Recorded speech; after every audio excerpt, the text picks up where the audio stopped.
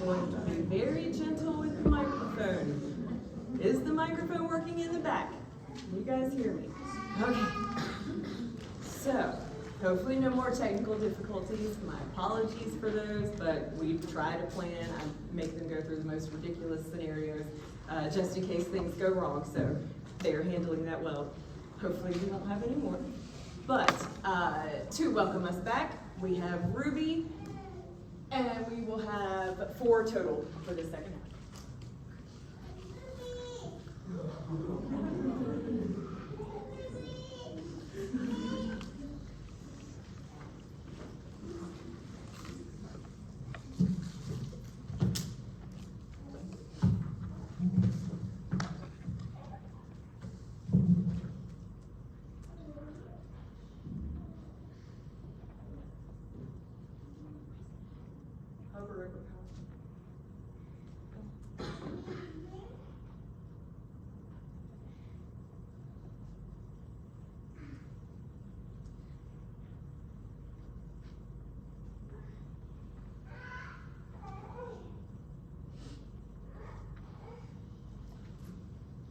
Welcome back, everyone. My name is Ruby Flores, and this is my presentation, Scalpel versus System. A little bit about me is that I attend Martinsville High School. I'll be attending Shenandoah University this upcoming fall, and I'll be majoring in nursing to become a surgical assistant. Why I chose the topic is because, as I said before, I aspire to be a surgical assistant and know surgical methods, which just gave me an overview of what I'm going into. It's also important because robotics offers great precision, and it can impact the medical field and patients in a positive way. And as technology evolves more and more every day, it's good to adapt to. First, we're going to go way back before robotics had anything to do with surgery, which leads us to our first surgical method, open surgery, which involves manual hands-on procedures that have longer recovery time, high risk of infection, and more pain. In a study with Seg and others, they analyzed traditional methods for open tunnel surgery and found that the use of traditional methods decreased over time. Next is minimally invasive surgery, which minimizes cutting through the skin and tissue. This technique has better outcomes than traditional methods and has become more relevant. Lastly is robotic surgery, which uses cutting-edge technology to assist many different types of procedures.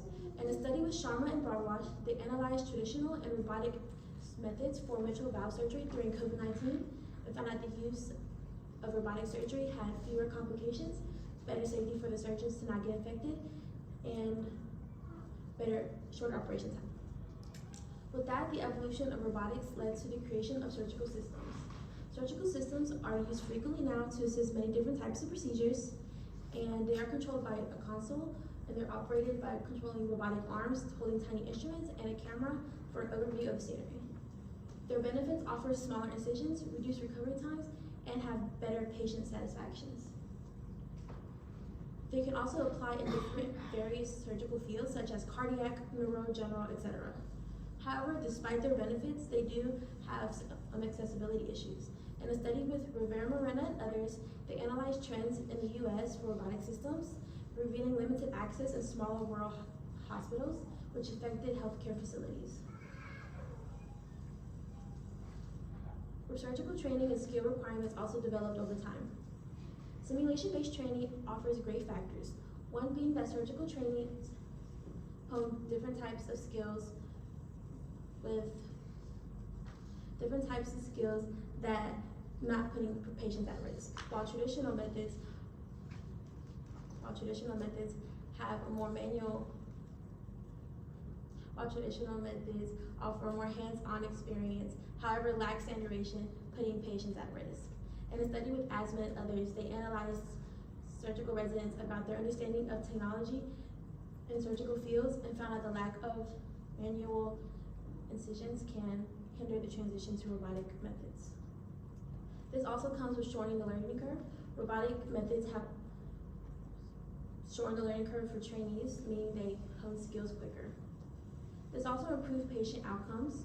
In a study with Nigel and others, they compared traditional and robotic surgery with gynecological cancers and found that robotic surgery has shortened our operation time and better satisfaction rates. However, robotic surgery does come at a cost. Yes, they have better outcomes, but it being so expensive could be seen as a challenge. In a study with Penn and others, they analyzed the upfront cost for robotic surgery, maintenance, and the surgical training. They found that robotics had cost effectiveness for the patients, meaning they paid lower hospital bills. In a study with Alpha and others, they analyzed the comparison between traditional and robotic surgery and found that robotic surgery having due to robotic surgery having quicker recovery time with patients, meaning they spent less time in the hospital, which had long-term savings for them. Which leads me to my research question: are robotic incisions straighter than traditional hand incisions? For my method, I wanted to see whether robotic incisions were straighter than manual hand incisions. My study was also experimental, and I did this to see if it was more effective and it can apply to real-world applications. I used various materials in my study, one being pads, which is synthetic surgical skin. I used scalpels, which were used for the manual incisions provided to me by Governor School, and the Da Vinci robot used to make robotic incisions provided to me by Silver Health Hospital. Other materials I used was a permanent marker to make incision outlines. I also used a calculator to randomize all my samples and an Excel spreadsheet to put my data in. For preparation, I had to make sure that my environment was in a sterile, stable place for precise measurement. The surgeon I worked with, Dr. Jones, also prepared the scalpels and the robotic system for precise measurement as well. And then I had to make the incision markings. I had to make 31 manual incisions and 31 robotic incisions, so I could have a great sample. My data collection: before I collected my data, I had to make sure that each incision was as precise as possible. For my systematic reporting, when the incision was more to the left, I marked as negative. And if it was more to the right, I marked as positive. And if it was straight down the middle, I left as neutral. For quality control, I had to have 61 samples in total, meaning I had 31 robotic incisions and 31 manual incisions to put in the calculator for randomization, and then I got my results.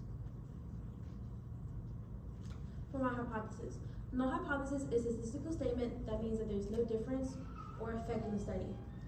In my study, the null hypothesis was that robotics was less precise than the manual incision. Now, alternative hypothesis is opposite of the null, is what I want to prove, and that there is a difference in my study. In my study, the robotic incisions was more precise than the manual incisions. For my analysis, I had two groups. The manual incision had a mean deviation of 3.35 millimeters and a standard deviation of 0.67 millimeters, while the robotic incision had a mean deviation of 0.48 millimeters and a standard deviation of 0.60 millimeters. I also used a histogram in my study to show how much the values occurred in my study.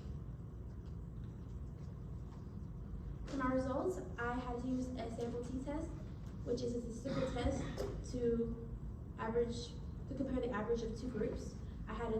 My t-test was a 23.6, and then I got a p-value which was very small, meaning my experiment was not due by chance. I also did a 95% confidence interval, which was 2.6 to 3.1 millimeters. In conclusion, the robotic systems outperform the manual incisions in straightness. It's important because robotics has become more common in hospitals, and it can impact the healthcare facilities in a positive way. And it can apply to real-world applications and other careers as well, such as welding and art. I had quite a few limitations in my study. One being the amount of surgeons that helped me with my experiment. I only had one, and in order to control the Da Vinci robot, I needed 2 to 3 surgeons, and as I said before, I only had one. The skin I used was synthetic, which means that it did not fully mimic human tissue. Other variables was not tested as well, such as patient movement, time, and pressure.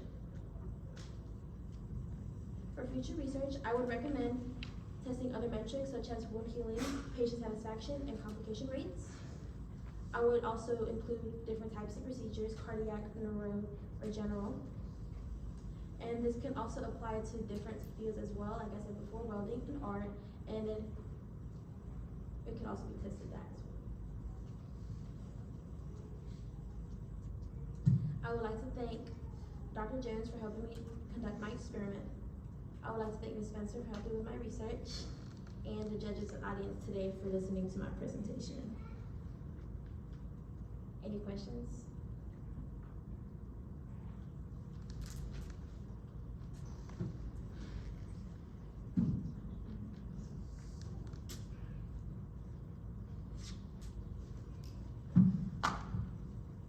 If you had more time and unlimited resources, what would most interest you to study further?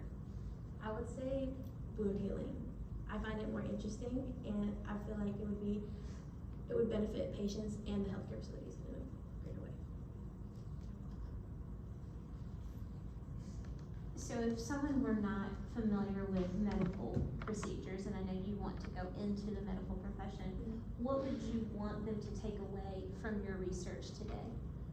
I would say if you were going into the surgical field, I would recommend learning traditional methods before learning robotic methods. In a study that I read, they surveyed surgical residents about their understanding of technology in medical fields, and found that the lack of manual skills can hinder the transition to robotic methods.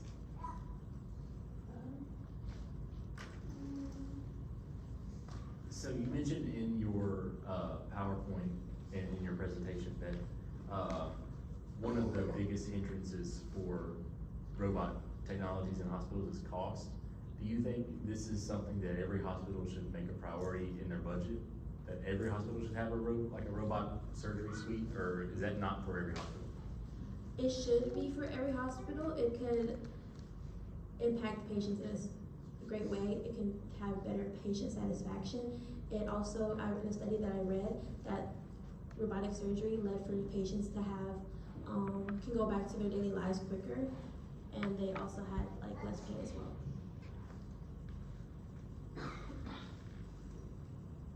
How do you feel that robotic surgery could impact the medical field? Like, would it get to where you wouldn't need as many surgical assistants or doctors because you do have the robot?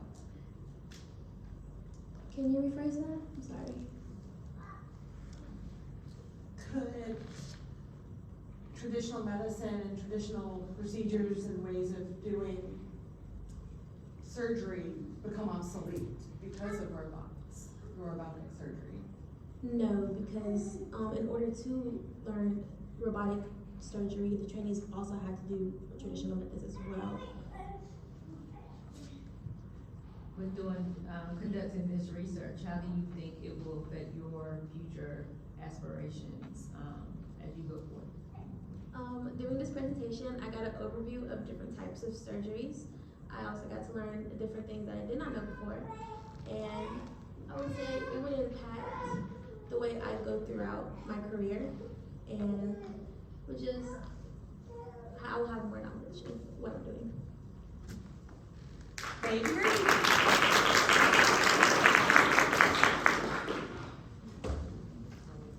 Next up, we have Santrell.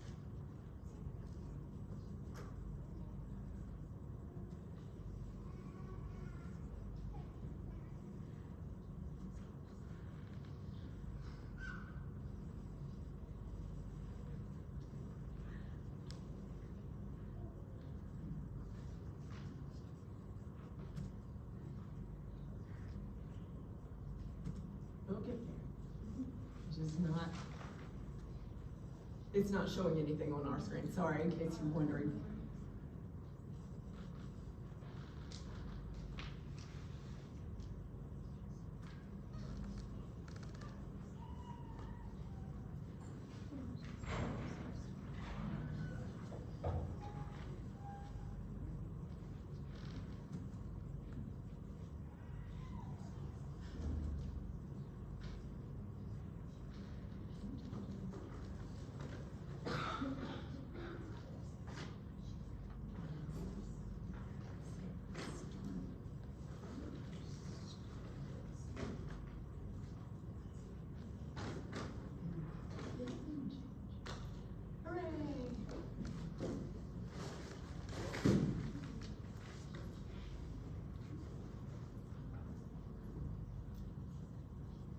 Hello, my name is Sancho Daniels and my presentation is on comparing bacteria in common makeup preservatives.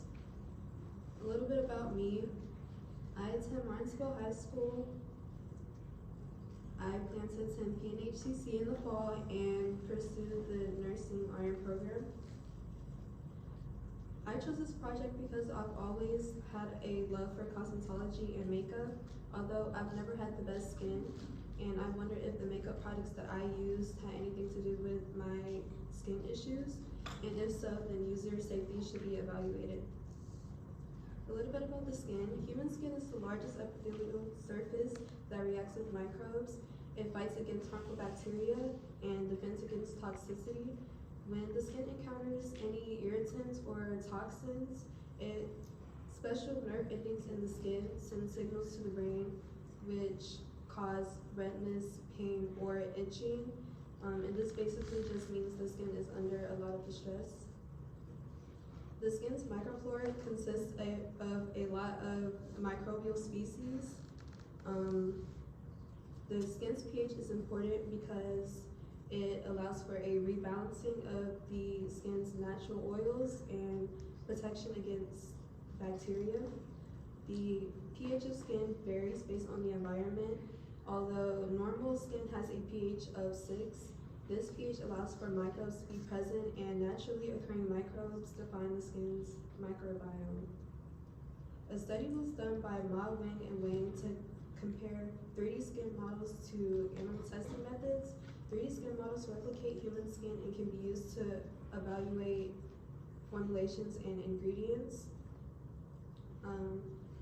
The researchers used epi-skin tissue models and animal assay and found that the animal assay had no irritation, meaning that the 3D skin models were better when testing ingredients and formulations. So 3D skin models have replaced the need for animal testing. Cosmetics, according to the EC regulation, are any substances or mixtures that are intended to be applied on the outer surface of the body. This includes lotions, creams, gels, makeup, and even mouth products. There are many trends that circulate the cosmetic market, one being the clean beauty trend. Clean beauty can be defined as any substance or formulation that only contains natural ingredients. A Harper Bazaar survey showed that over 60% of women expressed a willingness to invest in brands that prioritize natural products.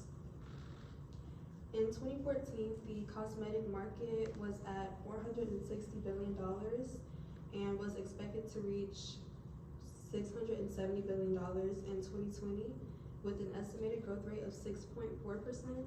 And in 2024, the market reached $646 billion approximately.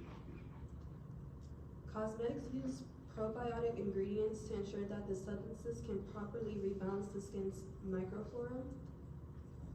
There are common conditions associated with cosmetic ingredients. These include acne, atopic skin, dandruff, and axillary odor.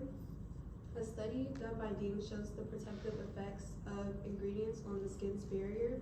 Among 9 ingredients, he found that oat extract proved to have the greatest protective effects for the skin's barrier.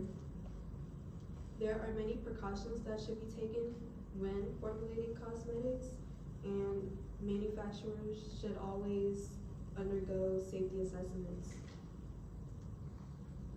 The possibility of molds, yeast, or bacteria entering cosmetics is called potential contamination. When these cosmetic formulations are exposed to such bacteria, this can cause an alteration of the product's physical properties. This can change how the product smells, looks, or feels, and can also cause it to stop working. Tadashi and Daganzade found that the most typical bacteria in in-use eye cosmetics were Pseudomonas, Acinetobacteria, and Strep, and an alteration in these in-use eye cosmetic products can cause great harm to the eye. To prevent microbial proliferation, ingredients with antimicrobial properties are often used. Preservatives are used in cosmetic formulations to ensure that they last longer and to prevent microbiological contamination. Only specific preservatives are allowed in cosmetics. This includes parabens, formaldehyde releasers, alcohols, halogenated compounds, and more. In Panico's study, he sought to determine if there were potentially dangerous substances in cosmetic products, and he found that 60% of the products that he examined had at least one preservative. Preservatives are common allergens. Preservatives, cosmetics containing formaldehyde donors, and parabens are researched to cause contact and allergic dermatitis, which are known to have toxic effects. This leads me to my research question: are cosmetics with preservatives or without preservatives better for the skin? For my method, since chemical makeup preservation is highly used in cosmetic formulations, despite its harmful effects, I thought that the preservatives would show less bacteria growth. I chose an experimental design because I had a control group and a treatment, and I am examining preserved and non-preserved makeup skin samples. I obtained used makeup sponge wedges, 11 sponge wedges used by 3 different people, giving me a total sample size of 33, given to me by Ms. Spencer, and I brought them to the PNHCC lab. I then placed 30 to 40 hole punches into 2 separate dishes, one containing distilled water and the other containing 100% phenoxyethanol, so they could soak. I numbered each of the 63 Petri dishes and randomly assigned them to 2 different groups, the treatment and the control group. I then took a pipette filled with distilled water to moisten these sponges before swabbing them. And after swabbing them, I used forceps to place the hole punches into the Petri dish. The hole punches that were soaking in the distilled water were used for my control group, and the ones that were soaking in the phenoxyethanol were used for my treatment. After placing the hole punches, I stacked and taped the Petri dishes and placed them into an incubator at 37 degrees Celsius, and I let them incubate for 2 days. They then sat for 4 more days. After incubation, I took the Petri dishes out and I used a ruler to measure the distance from the hole punch to the nearest bacterial colony, and I stored my data on sheets of paper.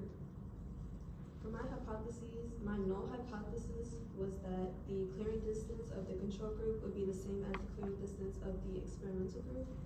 And my alternative hypothesis, or what I thought, was that the clearing space of the control group would not be the same as the clearing space of the experimental group. For my statistics, I found for my experimental group, the mean clearing space was 6.81 millimeters with a standard deviation of 2.56, which basically means the averages were fairly spread out. And for my control group, I found that I had a mean clearing space of 0.3 millimeters with a standard deviation of 0.92, which means that the averages were not very spread out. And as you can see in my graph, the X's represent the means, and my experimental group is shown to have an outlier at about 13 millimeters. For my results, I found that T was equal to negative 12.898, which means there's a big difference between the two groups. And I had a very low p-value, which meant that I had a statistically significant result, and I did not find these results based off of random chance alone. I used a 0.05 level of significance, and since my p-value was significantly lower than my level of significance, I rejected the null hypothesis, meaning my hypothesis was correct. I hypothesized that there would be a significant difference in bacteria growth in the two groups.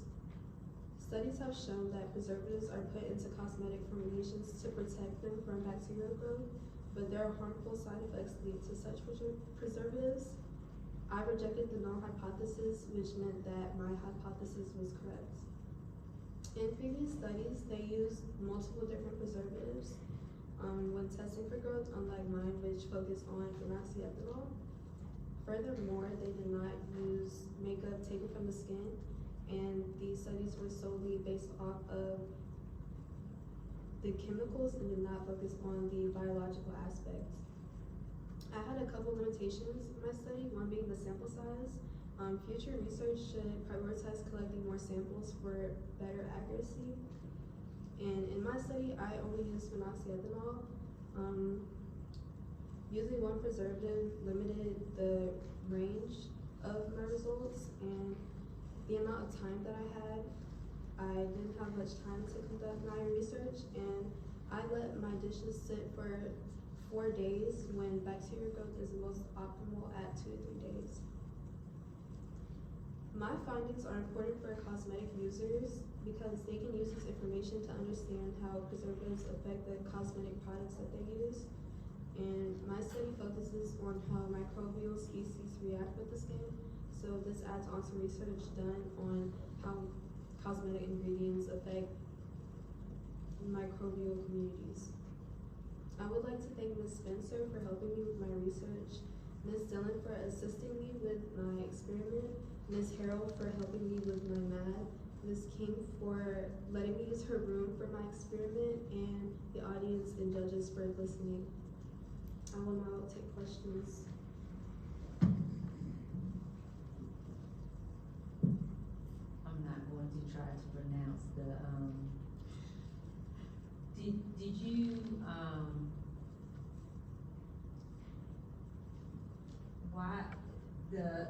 you find any type of correlation, between some of the negative effects of, like a direct correlation between some of the negative effects of the skin with the products that were used? With the sponges, like, could you find a direct correlation? I know you said your sample size was small, but could you find a direct correlation with it, how it negatively affects the skin? I think I could find a correlation. I'm not sure I understand your question fully, but I think there is a correlation. The difference was very great between the two samples, so it was kind of obvious that the preservatives, like, they had a greater effect than no preservatives at all.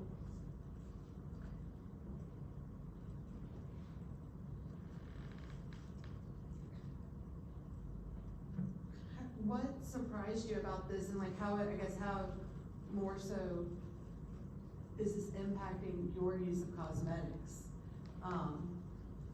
So after researching about all the harmful side effects of the preservatives, I think I may start looking at the ingredients more for the products that I use. I didn't expect the preservatives to kill that much bacteria. I didn't think the difference would be as great, but I knew there would be a difference. So, I know that oftentimes, I don't wear makeup, but I can surmise. A lot of times people and especially nowadays, people push for like organic products, like you said, the clean beauty industry and those kinds of things. So you said that the preservatives kill more bacteria. So do you think that in reality, it might be better to use makeups that do have some preservatives to try to avoid having more bacteria? Or do you think it's better to like keep out the preservatives to keep your natural bacteria on your skin alive, if that makes sense? What, do you think one is better than the other? I think it all depends on how often you use the makeup products. Obviously, the preservatives have a negative effect. So if you constantly use the products containing preservatives, your skin isn't going to be all that great. Using natural products would be better in my opinion, just due to the harmful effects of the preservatives. My question is, if you presented this to a group of middle schoolers, do you feel you have enough information to advise them on makeup use? And if so, what would you tell them? And if not, what more would you need to learn before you could give them advice? I would learn better methods of handling makeup and ensuring that you're not harvesting as much bacteria, because the preservatives would kill some of the bacteria but not all of it. Just handling makeup in general, like making sure you clean your brushes and whatnot. That's what I would say. Santrell, I'm gonna go home and read all the labels on my makeup products. What was the name of the preservative that you tested? Phenoxyethanol. Oh, I have no idea. Did you choose that one because of its availability, or is it the one that is most commonly found in cosmetics? Yes, I found a lot of studies that use phenoxyethanol in their experiments. It was just very commonly used. Okay, one more time for all the ladies in the room. It is called Phenoxyethanol. phenoxyethanol. Yes. Ladies, write that down. Thank you, Sandra.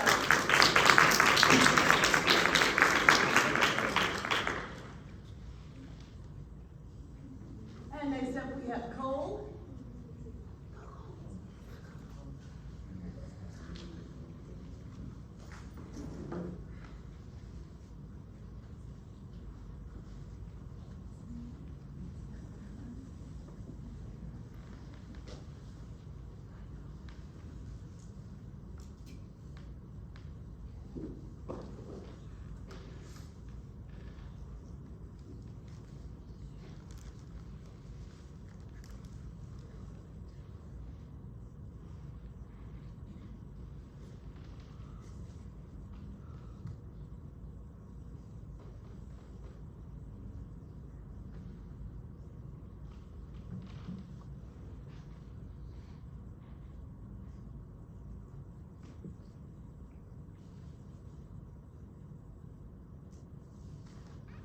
Good evening, my name is Cole Wilkinson, and my presentation is a study on the effectiveness of preservatives against E. coli. So a little bit about me. I currently go to Bassett High School, and I plan to attend James Madison University in the fall, where I will study biology and minor in pre-med. So why this topic? Over the past 2 years that I've been in government school and taken a lot of science-based classes, I've had an increased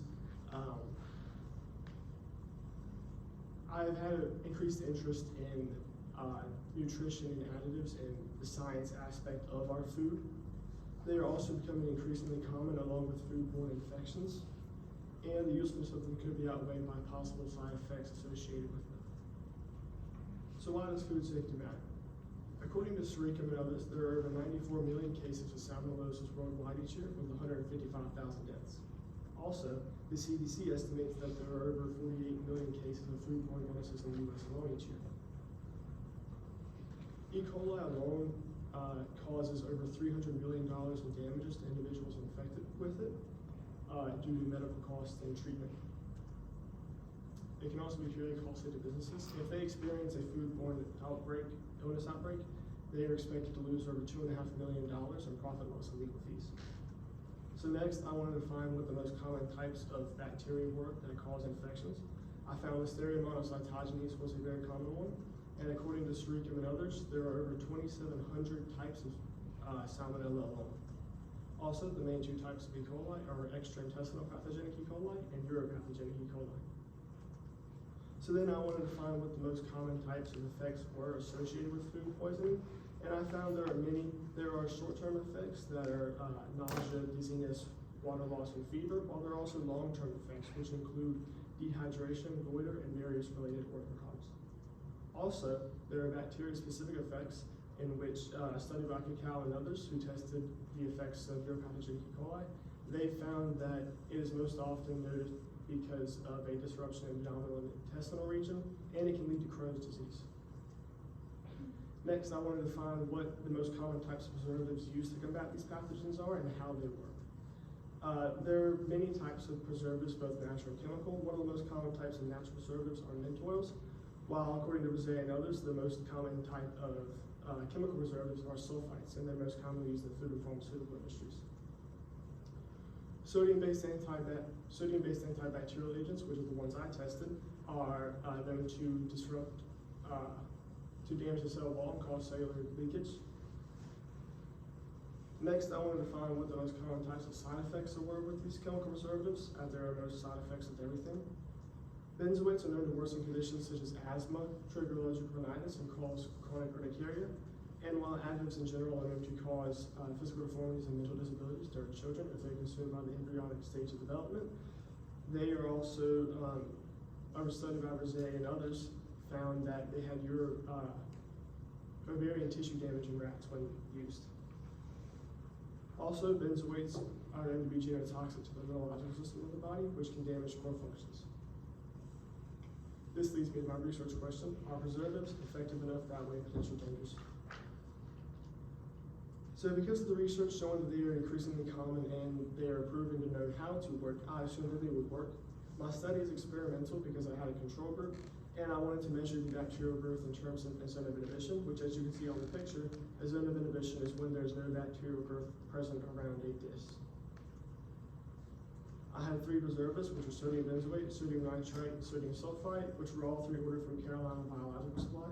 I chose these 3 because they were the most common that appeared in my research. Ms. Dillon began by using a 6mm hole punch to create 120 diffusion discs for me, and she also mixed the preservatives for me. I began by swabbing each dish with nutrient agar to grow the bacteria, and labeled them from 1 to 120, my initials, E. coli, and A for nutrient agar, and the date. We randomized the dishes into 4 groups of 30, and then I added each preservative disc to each petri dish by using a set of forceps while sterilizing them every 10 uses by submerging them in alcohol and then holding them over a burner to eliminate cross-contamination between dishes. We then stacked them in sets of 10 and taped them from top to bottom and put them in the incubator for 48 hours.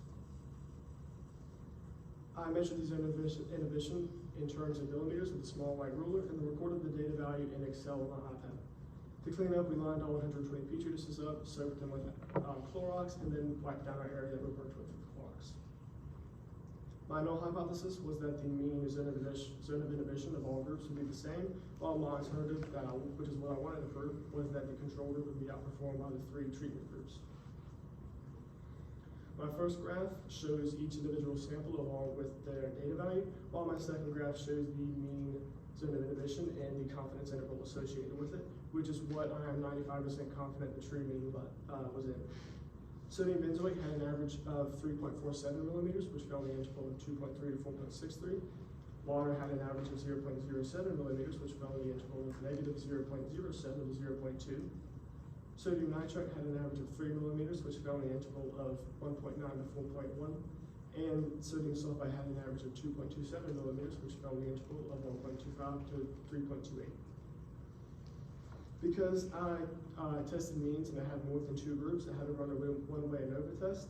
I got a p-value that was significantly less than my 0.05 alpha level, which tells me that there is a statistical significance between my groups and that my data is not due to random chance enrollment.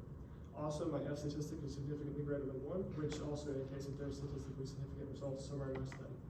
But because my hypothesis wanted to find if there was one group specifically that was different, I had to run a post hoc test. I ran Tukey's HSD, in which I used a chart to find my Q value, along with this formula to find the honestly significant difference. I was able to reject my null hypothesis because I cross-compared the groups and found that there was only a statistically significant difference between the control group and each preservative, but not between the preservatives themselves. So because of the previous research showing that they work, how they work, and that they're becoming common, I assumed that they would work. My findings do show this.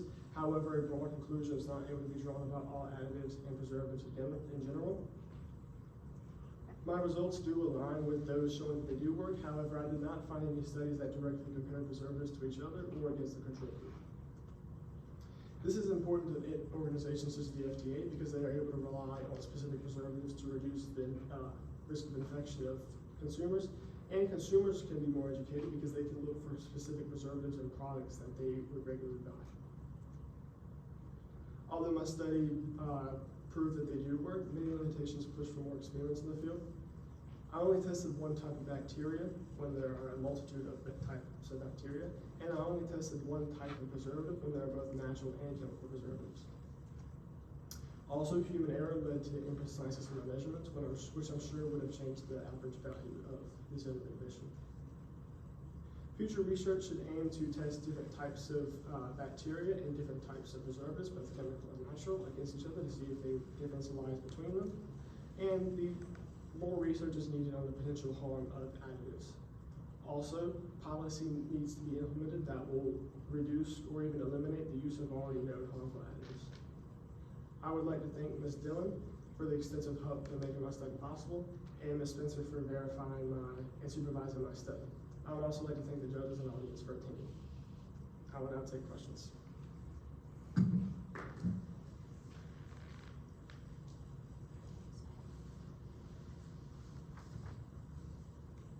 I'll start for people that have the limitation of scientific knowledge in general, like me.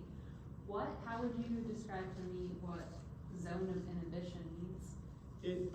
So when you have a petri dish and you're growing bacteria, there's little colonies and it looks kind of blurry almost, like it's smeared. And when there's not that around a disc inside of your dish, that is what a zone of inhibition is, and that means that there's not bacterial growth in that area. I can tell you're very knowledgeable about your subject area, and I am far removed from statistic work myself, but I remember an ANOVA analysis. So can you, in layman's terms, just kind of tell us a little bit more about your ANOVA analysis and why you chose that particular way to analyze your data? Sure.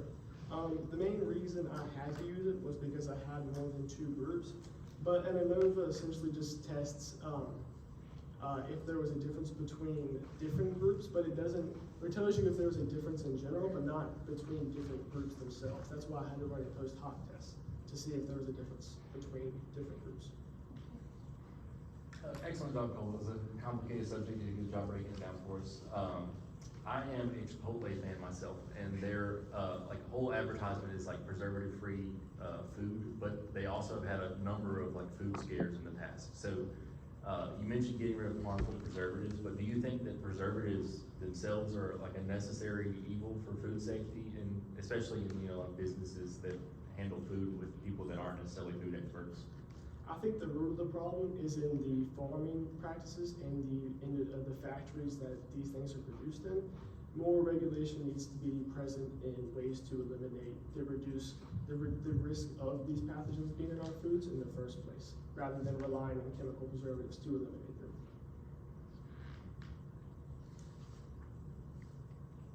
Mr. Doss kind of stole my question. So good again. So I guess would your recommendation kind of from this, or what, let me rephrase that, sorry. Have you noticed since doing this research that you're eating less food with preservatives?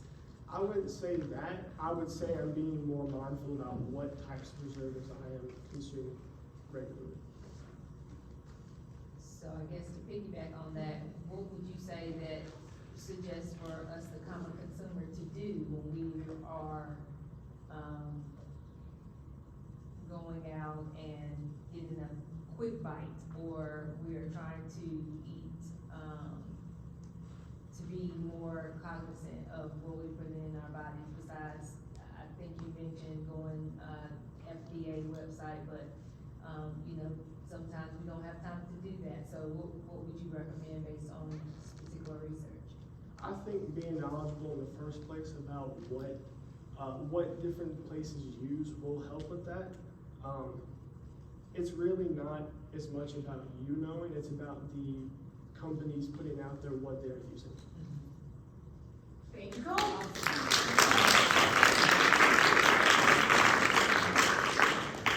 And lastly, we have Rachel.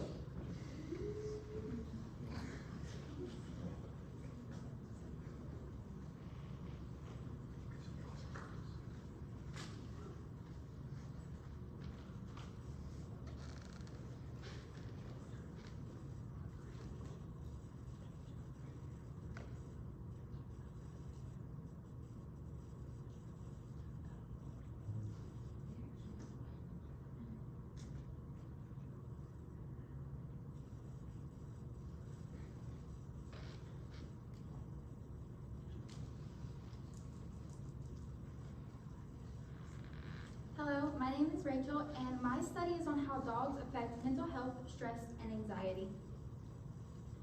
So, a little bit about me. I go to Magna Vista High School, and I plan to attend James Madison University in the fall to study elementary education.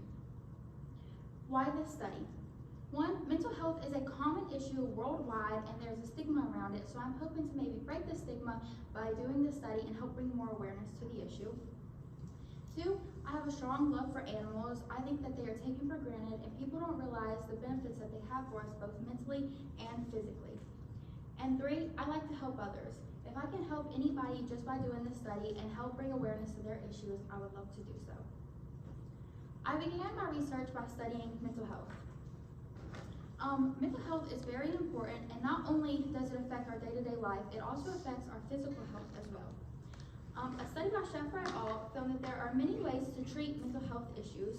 Some people resort to more popular options such as therapy or medication, while others find more personal methods such as exercise or reading. Some people may find sharing their issues with someone else can help. A study by Slavin found that many people can benefit by sharing their issues or talking with other people and help realize that their problems may not be as niche as they think that they are. I then began researching shelter life to get a better understanding of how unadopted dogs live. I found that a lot of dogs get returned back for many different reasons. A study by Powell et al. Found that dogs can get returned for reasons such as high expectations, financial issues, and even living issues. Some people may adopt a dog and think that it's going to be just a cuddly little pet, but they don't realize the responsibility it actually takes. And some people cannot afford to take care of their dog or even have the right environment that the dog needs to live. Along with this, shelters are often dirty and crowded and have poor condition. This leads to animals living in poor conditions and environments. A study by Wagner et al. Found that excessive living in these conditions can cause illness in animals and even long-term effects. Crowding can be a cause of poor conditions and the spreading of more illnesses. And it can also be very expensive for the shelters that the animals live in and cause a lot of deaths in animals. Training animals is a good way to teach them how they can help us and how they can behave. Animals are trained for many different things. For example, many police organizations use canines to help detect things such as drugs, bombs, and even weapons. Animals can also be used for more personal issues. A study by psychiatric service dogs found that dogs can help with many disorders such as autism. The study followed a young boy and his psychiatric service dog. The young boy had autism, and it showed how the dog helped him in simple tasks such as getting dressed in the morning, eating, and even sleeping at night, which can be issues for many children with autism. There are many ways to train dogs depending on what you're trying to get them to do. A study by Accelerant Service and Explosive Dogs found that canines can often help, and you can train them by giving them simple praise or even treats. Dogs help with mental health issues in a lot of different ways, one being PTSD. A study by Abraham found that dogs can help with PTSD by reducing stress in the moment or even help keeping an owner away from something that might be stressful or triggering. Dogs can help with stress and anxiety in a couple different ways.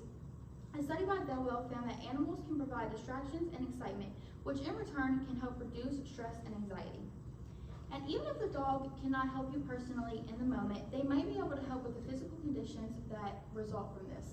Many people who have depression are unable to perform daily tasks, and the dogs can help with this kind of things. This leads me to my research question. What effect do dogs have on a person's heart rate? I wanted to see what effect dogs have on mental health issues, so I conducted an observational study and measured the difference in heart rates before and after interacting with the dog. For my study, I used a pulse ox to measure the heart rate.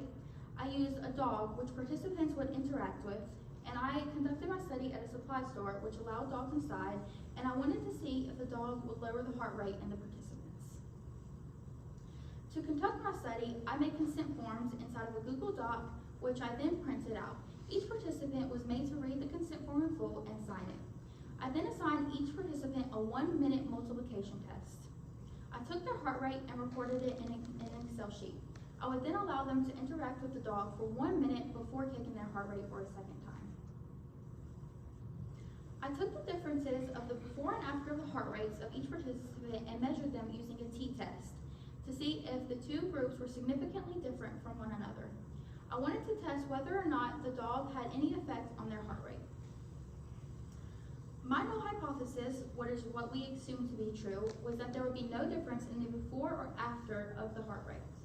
My alternative hypothesis, what I was trying to prove, was that the before heart rate would be higher than the after heart rate.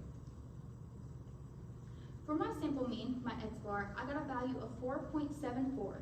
This means that the average difference between my two groups was 4.74. I got a t-value of 2.11, which means there is not much of a difference between my samples.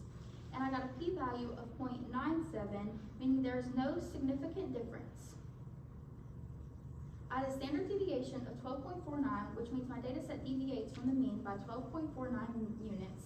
And with this data, I would fail to reject my null hypothesis. My data did not provide enough evidence to support a statistically significant difference.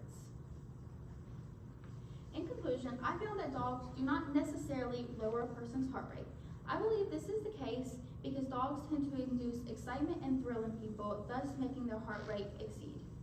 My findings are important for people with mental health disorders such as stress and anxiety. While my study did not find evidence that dogs lower heart rate, my research showed that dogs are helpful in both mental and physical situations and can still have a calming effect. Agencies such as the SPCA can use my findings to help get more dogs adopted and into a loving home. For limitations, I have participation bias, which basically means people can choose whether or not to participate in my study. If somebody is afraid of a dog, they're not going to want to participate as they are terrified of what may happen. A stress test, I only implemented a elementary school style multiplication test, which may not have been stressful to many participants. And excitement. Dogs tend to cause excitement, especially if it is a dog you've never interacted with before, which would make their heart rate go up, which in my study would have meant more stress, which may not have necessarily been true. For future research, I encourage them to use different breeds. Some dogs have different expectations and rumors behind them, such as pit bulls who are seen as more aggressive, or golden retrievers who are seen as more friendly. Different kinds of people, so people who may own pets, people who don't own pets, people who love dogs, and some people who are even scared of dogs.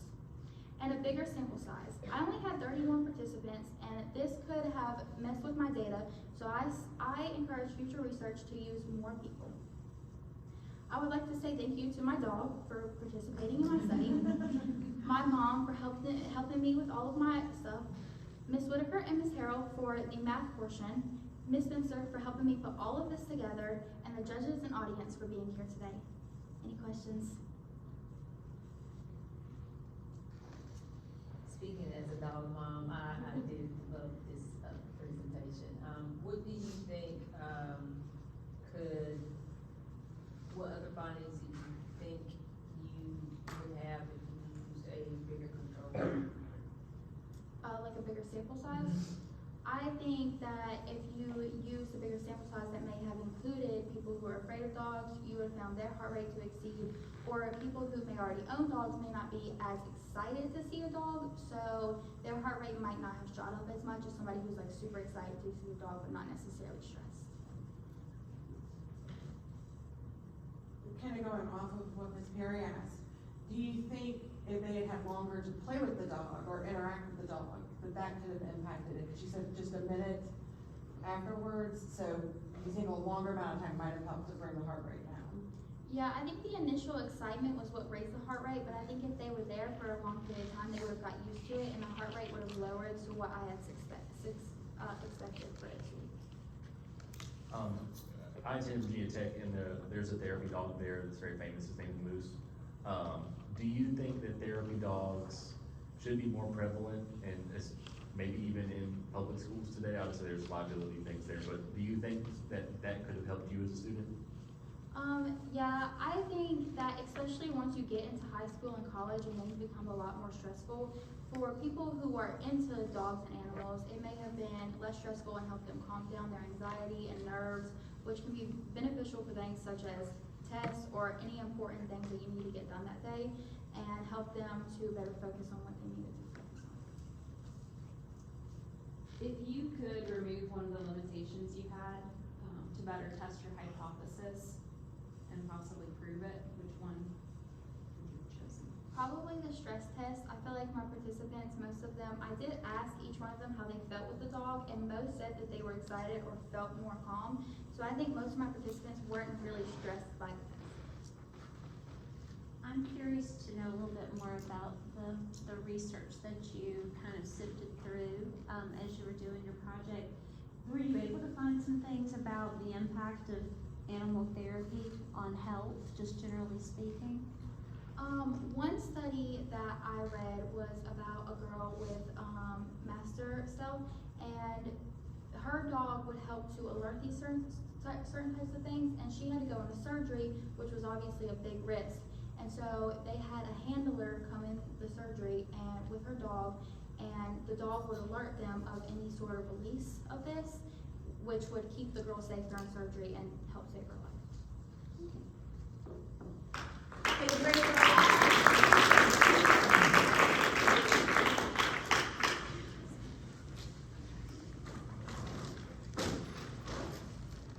Okay, so Rachel can get extra credit on that for dealing with me crying through her entire presentation through. So thank you all for coming tonight. Thank you for supporting our kids. Please continue to do so when you see them out here. They are done with research now, but they still have their whole future that they need to be working on, so please make sure that you're encouraging them to continue this hard work. Students, I need you guys to stay after, but everyone else, thank you for coming and have a great night.